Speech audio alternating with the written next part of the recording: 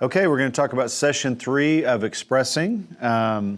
This is Gabe's principle number 2, be a God abider. And so, of course, you're going to check in with everybody like you always do, and I'm sure you've developed your own rhythm for your sessions. You want to hear from their journals as they were to journal through John 6 through 10, the next 5 chapters of the book of John.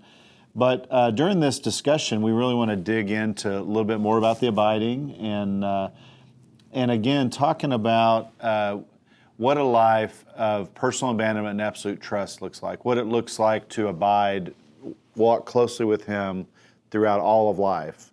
And kind of following up on the trials to treasure that we did at the last session, there's a lot of scriptures that are in this session to talk about trials, the types of trials and the purpose of trials, and kind of how that all of those help us learn to abandon ourselves and trust God more.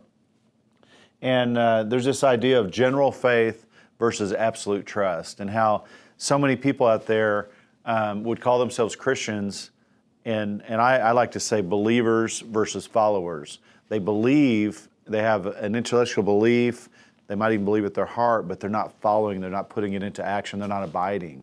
And so again, the journey is all about abiding, and this is where hopefully your participants are starting to kind of make the connection to what an abiding life looks like, and hopefully they're starting to abide in Him.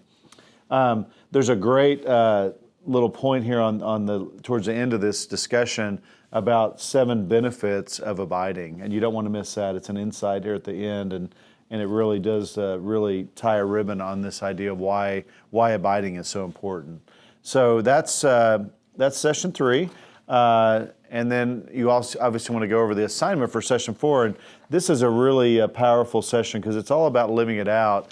And we're going to be talking about living it out in the home first. And so this is where every journey group I've led, I've seen strife in marriages. I've seen struggles with kids.